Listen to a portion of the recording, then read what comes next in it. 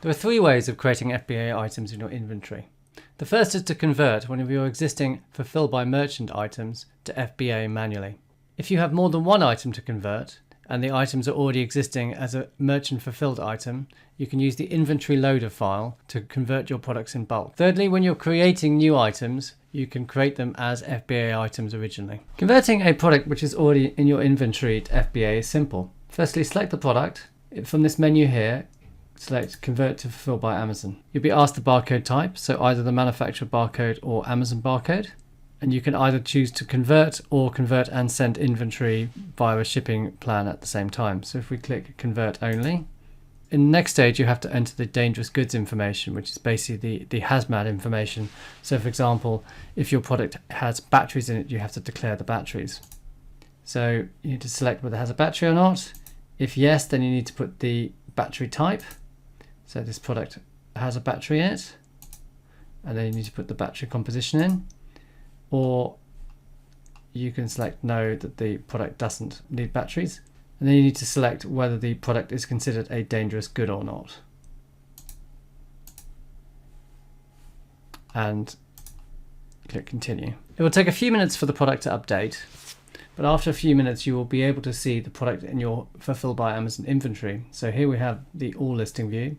If we go to fulfillment type Amazon, we can see the product that we just converted. If you want to convert a number of products from Fulfill by Merchant to Fulfill by Amazon, you can do that via an inventory upload file. Get the file by going to Inventory, Add Products via Upload, and scroll down to the bottom and download the inventory loader file. This is the inventory loader file, which I have filled with the information you need to create FBA products. If you are creating products, you need the following fields. This is if you are matching against the inventory in Amazon. You will need a SKU, that's the product ID type, in this case a barcode. You will need the product ID type, which is here as a 4 to signify that that is a barcode. A price, a minimum price and a maximum price. An item condition, in this case it is 11 to signify this is new. You'll need a fulfillment center ID. This is for the EU. If you want to be North America, it would be _NA. You'll also need to fill in the batteries and hazmat information. In this case, no batteries are required, so I put no in the batteries required field.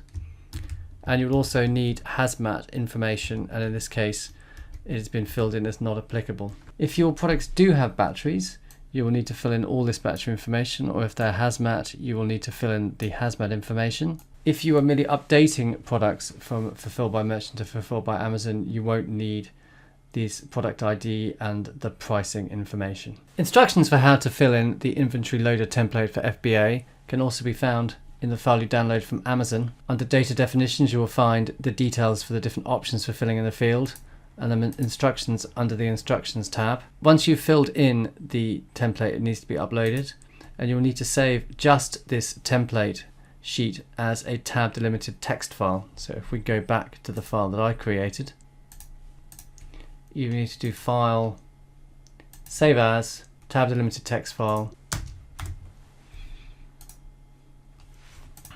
and then in Amazon you would need to go into Inventory, Add Products via Upload, upload your inventory file, inventory loader file, and then choose your file to upload. Finally, if you are creating products from scratch, they can be defined as FBA products from the very start. If you download your inventory file from Add Products via Upload, you go to Download an Inventory File, select the category you want, generate the file, and then download the inventory file.